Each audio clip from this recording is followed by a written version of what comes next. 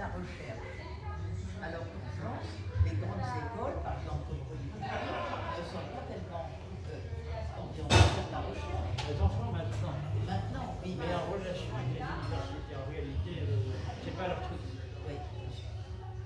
Moi, je pense que c'est ça la grande base du système français. C'est pour ça que je disais au début, le poisson pourri par la tête.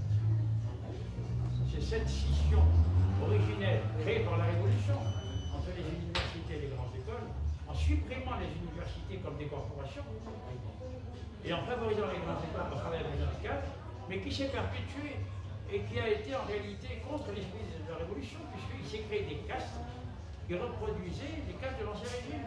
Les gens qui sont de Polytechnique, de l'ENA, de l'Institut, les nouveaux nobles, la classe dirigeante. Oui, puisqu'il y a des coûts dans les entreprises. Voilà. C'est tout un système. Et alors, c'est-à-dire que l'université, depuis la démocratisation, elle a une vertu, c'est de servir de parquet pour tous les étudiants dont on ne sait pas que faire. Et alors là, on veut y en parler dans notre pays.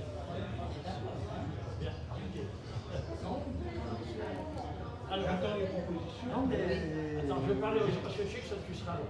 Je vais écouter d'autres personnes. Alors, allons-y dans l'ordre. Denis. Ah, monsieur derrière. Oui. Ah, Non, mais je veux dire aussi. oui. Comment? Non, moi simplement j'avais quelques questions. Déjà, je vous remercie, hein, monsieur François, c'est exprimé très érudit. Moi, très modestement, je suis enseignant au collège de français, donc je ne rivaliserai pas d'érudition avec vous. Mais il y a plusieurs questions quand même qui me taraudaient. Donc, vous êtes à quel niveau C'est au CAPES, quoi. CAPES, mais simplement, il me semble qu'il y a quand même énormément de dispositifs et de modalités de transmission qui ont existé. L'école, d'ailleurs, du grec ancien, ça veut dire loisir. Hein, et là, vous avez pris une vision assez téléologique d'une école qui serait. Sauf que je trouve la grande différence de la France avec l'Allemagne, par exemple, je vous en parlais, c'est qu'on a eu une école très centralisée. D'ailleurs, on ne parle pas spécialement d'école, hein, mais une école très centralisée. On a parlé c'est plutôt d'ailleurs l'éducation ou l'instruction ou l'enseignement, hein, les mots ont changé un petit peu pour parler de ça. Après, je suis assez d'accord sur la différence, ça, quand on regarde Polytechnique, on n'a jamais fait aucun petit modèle, alors que l'école de chimie de Strasbourg, on a mis deux, donc je suis assez d'accord sur cet échec en termes de recherche. Moi, ce qui m'interroge un petit peu, c'est dans le fourmillement de modalités de transmission, on n'a pas par exemple parlé du compagnonnage, des modalités de transmission, et je pense qu'il y a tout un tas d'autres modalités que l'école. Je vais en dire un mot dans les propositions. Alors, ce qui est grave avec l'école polytechnique et toutes ces grandes écoles, c'est pas que leurs élèves ne sont pas bons, c'est qu'au contraire, on écrème tous les ans le meilleur des scientifiques français. L'une de mes filles qui a fait le Mans sait à quel point c'était difficile, les devoirs de physique, de maths, etc. On écrème. Et ensuite, qu'est-ce qu'ils font après? La recherche. Ben, ils font de l'administration. Hein? Alors, au début, il y en a qui font de la recherche, et puis ils dirigent l'institut de recherche. Mais comment dirais, ces talents scientifiques devraient, eux, faire de la recherche. Et on écrème, c'est une sorte de génocide scientifique permanent. Après, c'est un petit peu changé, mais malheureusement, c'est des profits qui sont captés par les États-Unis. Moi, j'ai 3 très bons amis de Polytechnique, dont 2 sont partis aux États-Unis. Dont 2 sont partis aux États-Unis, mais faire de la recherche. Oui, la recherche. Alors aux États-Unis, oui, c'est ça. Bon, Denis. Bah écoute, j'ai beaucoup appris dans ce que tu as dit, dans ce que tu viens de présenter, à un tel point d'ailleurs que j'aimerais bien avoir plus tard chez moi la trace écrite que tu as lue. La trace écrite que tu as lue. Hein? La trace. Oui, la trace. Voilà. Que tu as lue là, parce qu'il y a plein d'informations que je ne connaissais pas et que je voudrais pouvoir assimiler après à la maison. Hein. Ça, c'est certain. Alors, à propos de... Est-ce que tu as un mot à dire de ce dont je n'ai pas parlé, c'est-à-dire la réforme Langevin-Vallon, le collège unique, ces choses-là? La réforme Langevin-Vallon, je vous dirais, d'une certaine manière, vu que j'ai mal vécu dans l'exercice du métier, je l'ai plutôt chassé de ma mémoire qu'intégré dans ma mémoire. Je l'ai plutôt chassé de ma mémoire qu'intégré dans ma mémoire. Ce qui fait que je ne la connais pas très bien, parce que ce truc, il faisait chier, carrément. Et dans l'exercice de mon métier, en fait, je n'en faisais qu'à ma tête, carrément. Parce que j'étais professeur de physique-chimie en lycée. Alors, parce que, voilà, la conclusion de la carrière, la grande conclusion de la carrière, c'est que apprendre de nouvelles choses, comprendre des théories mathématiques, physiques ou chimiques, ça doit être avant tout un plaisir. Un plaisir. C'est ce que point disait barre. Comenius. Bon, c'est ce que disait Comenius, justement. D'ailleurs, à propos de Comenius, j'aurais beaucoup de choses à raconter, mais ça excéderait l'horaire voilà, de ce soir. C'est un personnage très intéressant d'étudier Comenius. Bon, alors, à propos du Moyen-Âge, il y a un fait que je voudrais évoquer, que tu n'as pas eu le temps d'évoquer, parce que tu n'as pas eu le temps, simplement, c'est pas un reproche, c'est ce qui s'est passé en l'an 1000. En l'an 1000 en Europe. En l'an 1000, c'est l'époque de l'arrivée de la numération arabe en Europe. Et l'arrivée de cette numération a été, je dirais, vraiment encouragée par le pape de l'époque. Le pape de l'époque, et l'histoire de ce pape est absolument extraordinaire. Oui, Sylvestre II. Gerbert d'Aurillac. Parce que ce personnage, cette personnalité, elle est née dans une famille pauvre en Auvergne. À la limite entre le Limousin et l'Auvergne, près de Rosier-Bibleton en France. Et cette famille pauvre ne pouvait faire qu'une chose de ses enfants, les placer au travail, tout de suite. Comme gardien de moto, comme gardien vacher ou gardien porcher. Et c'est parce que son employeur, un seigneur du coin, avait remarqué la vivacité d'esprit de cet enfant, qui lui a proposé à sa famille de l'envoyer au monastère le plus proche, c'est-à-dire à Clermont-Ferrand. Voilà, c'est une remarque au départ qui démontre qu'au Moyen-Âge, le système, je dirais, intellectuel de l'époque pouvait repérer des futurs talents chez les enfants, d'où qu'ils viennent, c'est ça qui est important, pour ensuite leur proposer un épanouissement culturel. Gerbert d'Aurillac, c'est le meilleur exemple que j'ai pu citer sur ce cas, au Moyen-Âge. Il y a l'illustration de Charlemagne. Voilà, tout à fait. C'est une belle illustration de la politique de Charlemagne, tout à fait. Et alors, à l'époque de Gerbert, les échanges culturels entre le monde musulman et le monde chrétien étaient extrêmement vifs. Ils se faisaient surtout par Espagne, parce que l'Espagne était au nord encore chrétienne, et puis au sud était musulmane. Et les échanges entre les deux étaient constants pendant tout le Moyen-Âge. Il y avait des clercs qui apprenaient l'arabe, parce que c'était exactement. Comme le grec ou le latin. Et Gerbert d'Aurillac, avant de devenir pape, largement avant, est allé étudier jusqu'au Maroc. Et c'est au Maroc qu'il a pris connaissance de la numération arabe. Puis qu'ensuite il a ramené en Europe, chez le comte de Barcelone, puisque à Barcelone, à Clermont-Ferrand, Gerbert avait 18 ans, 20 ans. Il y a eu une visite diplomatique entre le comte de Barcelone et le comte d'Auvergne. Et pendant cette réception diplomatique, le comte d'Auvergne a voulu présenter ce jeune homme au comte de Barcelone, et le comte de Barcelone a aussitôt eu envie de l'emmener chez lui, et c'est ce qui s'est passé. Et il a continué ses études donc, à Barcelone, qui était un lieu hautement culturel de l'Espagne de l'époque. Et à partir de là, comme je vous ai dit, il est allé jusqu'en Afrique du Nord, au Maroc, donc, pour apprendre une foule de choses. Voilà. Donc c'est ce pape qui a introduit la numération. Qui a encouragé l'arrivée de la numération. Parce que bon, il n'était pas tout seul en Anglaisie, parce qu'il y avait d'autres personnes qui étaient très intéressées par cette nouvelle numération. Ben, c'était les agents comptables des entreprises du Moyen-Âge, des entreprises commerciales, je veux dire. Voilà. Chez les grands, chez les patrons bourgeois de ces entreprises, ils n'aimaient pas la numération arabe parce qu'ils ne la comprenaient pas. Ils étaient tellement habitués à la numération romaine, ils disaient ces chiffres-là, je ne comprends pas. Mais les employés, eux, ça les intéressait beaucoup parce que ça facilitait considérablement les calculs et les opérations de calcul. Oui. Alors, oui. Peut-être que Jacques a des commentaires. Ah, oui. Non, j'ai trouvé ça très intéressant. J'ai trouvé ça très intéressant, mais j'ai pas spécialement de commentaires à faire là-dessus. Je peux dire, oui, peut-être juste que bon, quand j'ai fait mes études, j'ai passé le bac en 1980, donc j'ai fait le collège, le lycée dans les années 70, et je trouvais que c'était encore assez bien à l'époque. Alors je ne sais pas trop comment ça a évolué depuis.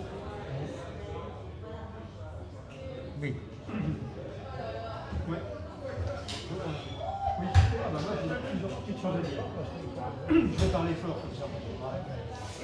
Alors, déjà, je n'ai pas d'informations de détail à donner, je ne suis pas documenté sur la nature, paragraphe, du plan Angevin-Vallon. J'en sais une chose quand même, et importante, c'est de souvenir que j'en ai une personnelle. Je suis comme Denis, et même pour Ben. En tout cas, moi c'est sûr, ma date de naissance, c'est un pur produit du plan Angevin-Vallon. Je veux dire, 1946. Donc, je suis plutôt reconnaissant au CNR, résistance, puisque le plan Angevin-Vallon était une application directe du programme du CNR. Une autre chose. Alors quel était l'élément essentiel de ce plan Angevin-Vallon? C'est ce que je viens de dire au début. Je ne peux pas te le citer au niveau des paragraphes. J'ai vécu quelque chose dont je sais, dont j'ai su, étant adolescent, que ça s'appelait le plan Angevin-Vallon. Et quand je repense à ma scolarité, encore aujourd'hui, je suis reconnaissant à ceux qui ont inventé ça. Voilà. C'est comme ça que je vais dire. Il y a quand même une chose dont je ne sais pas là, on va parler du coup. C'est l'enseignement, qu'on appelle ça global. C'est pas dans le plan global, ça c'est arrivé dans les années. Ça, c'est arrivé après le plan. C'est arrivé après, un peu oui. Moi j'ai appris à lire avec une méthode semi-globale. Semi-global. Comme les enfants. Il y a la méthode globale. Et il y a aussi l'apprentissage des mathématiques à travers la théorie des ensembles. Oui, Je n'ai pas vu la théorie des enfants. Pour moi, c'était amusant d'apprendre à ma fille qui avait 5 ans la théorie des ensembles, mais je me demande si dire un canard, 2 canards, 3 canards, un chat, c'est pas plus efficace. C'est plus efficace. C'est beaucoup plus efficace. C'est pas fini. Je termine par une question qui m'intéresse, qui me tourne depuis à propos de Jules Ferry. Quelle fut sa politique dans les colonies vis-à-vis des peuples colonisés? Je ne sais pas s'il a été Premier ministre. Il a essayé d'être président de la République. Il était Premier ministre à ce moment. Il était président du Conseil et il a mené une politique coloniale. Je m'en souviens parce que quand j'étais sur le Conseil. Non, mais il était colonialiste. Il était colonialiste. Comme toute la gauche. Oui, bien sûr. Après nous avoir dit plein de Il biens. fallait Apporter la civilisation aux autres peuples. C'était le prétexte. C'était la prétention de l'époque. C'était la prétention. Même il a eu un mot malheureux à la Chambre des députés. Il a parlé du devoir des populations supérieures et il a été interrompu. Il n'a pas eu le temps de dire les populations inférieures. Si je puis dire, Rudyard Kipling en Angleterre qui parlait. Il a parlé des peuples de couleur comme le fardeau de l'homme blanc. mais ceci a reçu une réponse dès l'époque.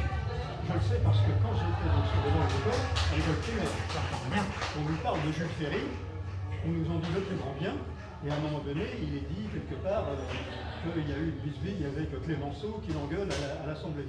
Alors en fait, Quelques décennies après, j'ai vu le discours de Clémenceau qui est magnifique. Qui adoré. la différence entre Ferry et Clémenceau, c'est qu'on voulait oublier la défaite allemande, et donc c'était donner une grande ambition aux Français, c'était les colonies. Et alors que Clémenceau était très dans le fil, et donc lui c'était la revanche Et la droite traditionnelle aussi. La droite traditionnelle était aussi la République pour plusieurs raisons, pas à cause de son anticolonialisme, mais aussi parce qu'elle voulait qu'on se construise. C'est la ligne blondet, c'est pas du tout. Alors que Ferry était né dans les autres. La gauche était colonialiste, pas la droite. Exactement. Non, c'était en fait. Il y a des choses bizarres. Clémenceau critique dans ce discours l'idée déjà. Il critique l'idée qu'il y ait des peuples inférieurs. Inférieurs et supérieurs, oui, tout à fait. Mais Clémenceau a tout fait pour s'opposer à l'élection de Ferry en Et il a favorisé l'élection du syndicat. C'est ça. Il a favorisé Son syndicat. Syndicat, Dépend de Villeferry. Clémenceau, c'était le tonton du ministère. C'était quelqu'un qui faisait de l'opposition et qui avait des arguments et des formes de choc. Bon, on continue. Marie-Paul. Comment ça va? Marie-Anne. Maintenant, l'économie. On va revenir. Je crois que Geneviève veut dire Il y a quand même, il faut dire que pour compenser l'inégalité de renseignement, dans les villages, les curés repéraient aussi les enfants doués. Et alors, qu'est-ce qu'ils faisaient? Ils apprenaient le latin et les poussaient vers les séminaires. C'est ça qui quand même. C'est l'équivalent de lequel on prend les meilleurs et au lieu de les mettre dans, disons, la société civile productive, on les mettait ailleurs. Les polytechniciens et l'administration. C'est la même question. Autre remarque, c'est l'existence en France de l'importance de l'école privée. Surtout dans l'Ouest, tous les deux nous connaissons bien la question. En Allemagne, par exemple, vous avez quelques internats, des livres, mais assez rares. L'enseignement est quand même, au moins depuis tout ça, un enseignement laïque. L'Église française a toujours favorisé l'enseignement. Ça peut donner des L'Église a été le vecteur. L'Église a été le vecteur de la culture, de l'enseignement, de l'éducation depuis le haut Moyen Âge jusqu'à la Révolution française. Donc Le niveau maintenant, les bons éléments vont dans l'école privée pour peu que leur famille en ait les moyens. non, il y a une raison. La raison, c'est que l'école publique s'est dégradée. Oui, tout à fait. C'est la bonne. Alors là, C'est la vraie raison. je n'ai pas eu le temps de parler. Je n'ai pas eu le temps Je de vais parler. présenter une petite lecture. Je n'ai pas eu le temps de parler de l'étude présentée par la revue Je vais lire un témoignage. Alors, de la revue Challenge, bon, alors évidemment, il y a des questions avec des statistiques. Alors, est-ce que vous pensez que la dégradation de l'enseignement est due au manque de moyens, au défaut de formation, à l'inégalité? En fait, c'est toujours la même rengaine. Une question. Ce n'est ni le manque de moyens, ni le défaut de formation, ni les inégalités, c'est l'idéologie. L'idéologie, absolument. Là, je suis tout à fait d'accord. Ne font plus leur travail. Absolument. Si je peux me permettre d'intervenir, Oui. moi, au moins 2 000 € par mois, j'avoue mal faire mon travail et l'assumer tout à fait, très régulièrement. Je suis un prof très absent, par exemple, parce que les formations, c'est pendant les vendredis de cours. Oui, c'est le drame français. Et honnêtement, maintenant, je compte mon temps. C'est-à-dire que je me force à plus travailler après une certaine heure, je me force à travailler moins, et parfois à passer mon travail, parce que honnêtement, j'aurais des SMIC avec la prime d'activité, les chefs d'agence, etc. Je gagnerais exactement autant en faisant un travail qui est extrêmement fatigant, qui est très très difficile, je suis dans 93. Donc vraiment, pour le coup, le rôle des enseignants là-dedans, je ne crois pas du tout compliqué. C'est vrai que le niveau de vie des enseignants n'a pas suivi le niveau de vie de la société française. Il y a encore 60 ans, 80% de la France était rurale. L'instituteur, c'était un notable, comme le médecin, comme le curé, comme le pharmacien, comme le professeur. Voilà, c'était un notable. Et alors, il gagnait peut-être pas beaucoup, mais par rapport aux paysans, par rapport à d'autres, je veux dire, il était. Et puis la vie n'était pas chère. C'était un notable. Parce que 80%. Et après les 30 glorieuses, une grande partie de la population rurale est devenue population de 4, qui gagne évidemment des sommes qui sont considérables. Et l'instituteur, qui était relativement bien loti, c'est le hussard noir de la République, c'était des gens qui étaient modestes, vous avez vu Topaz, vous avez lu enfin, les romans de comment ils s'appellent, les Bagnoles. C'est des gens modestes, mais qui vivaient à peu près confortablement, et qui ne se plaignaient pas parce qu'ils voyaient les gens autour d'eux. Alors que là, quand un instituteur, un professeur de collège, voit le cadre dans l'informatique, il gagne 4 fois plus. Mais il n'y a pas que ça. Il Il n'y a pas que ça, il y a que pour être un bon enseignant, il faut quand même rayonner. Donc il faut avoir les moyens au moins d'aller au théâtre, au cinéma, à l'opéra, partir en vacances pour aussi se reposer, etc. Avoir un logement décent. Et c'est en France aujourd'hui, moi pour ma part, j'ai quand même 3 masters, c'est pas grand chose, mais j'ai 2-3 trucs.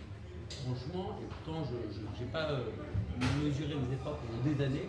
Aujourd'hui, clairement, je fonctionne en Vous seconde. enseignez en quelle matière? Français. Je voudrais lire un témoignage. Ah bon, vas-y. Bon, voilà, c'est pas long. Hein. Pour ma part, cette année, en terminale, cours concis à la manière des petits fascicules parascolaires. L'essentiel et seulement l'essentiel. Un maximum d'exercices, 2 heures par semaine. Sujet de devoir surveiller avec peu de questions.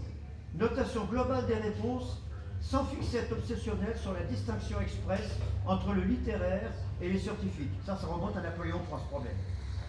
Des questions du genre, sans faire de calcul, expliquez comment vous feriez pour déterminer, etc. Puis ensuite, appliquez votre méthode. Les 2 questions notées indépendamment. Poids des travaux pratiques, comme des gros devoirs surveillés, passage au tableau, note d'oral. Eh bien, un professeur qui réussit à faire ça, il est mal vu. Il est mal vu. Il est mal vu par l'administration. Parce qu'il ne fait pas ce que l'administration souhaite de lui, en fait. Le problème des apprentissages, j'ai dit tout à l'heure, apprendre doit être un plaisir. Le système scolaire fonctionne comme si on ne voulait plus que les enfants aient le plaisir d'apprendre. Mais enseigner aussi doit être un plaisir. Et enseigner, souvent, oui, tout à fait. Les pédagogues qui n'y connaissent rien Tout à fait. donnent des consignes incompréhensibles. Dans l'histoire du Covid, par exemple, il y avait des consignes absolument incompréhensibles. Invraisemblable. Et contradictoires. Hein. C'est pareil pour les hôpitaux. D'ailleurs, pour les hôpitaux, ce n'est pas des médecins qui dirigent les hôpitaux, c'est des gens qui suivent une école spéciale et qui ne connaissent pas grand-chose dans la médecine et qui décident qu'il faut faire. C'est des gestionnaires, simplement. Comment? Ce n'est que des gestionnaires. Des gestionnaires. Et un chef d'établissement n'a pas d'initiative. Il n'en a pas du tout. On a une vague de démission des chefs d'établissement qui est aussi grave que la pénurie d'enseignants actuellement. Bon, si vous voulez. Bon. Alors vas-y, vas-y, au revoir. Moi, je suis joué Pardon, si je pouvais quand même réagir là-dessus. Pascal. Moi, j'ai toujours des littératures, ma construction, mais plutôt en jouant, Pascal. faire quelque chose de drôle, d'amusant. Pascal. Les méthodes pédagogiques. On peut avoir un peu plus de pour la lumière barbette, parce que j'y vois à rien. l'innovation, je suis pas absolument convaincu. Non, mais Je ne peux pas aussi catégorique sur une doxa qui serait aussi.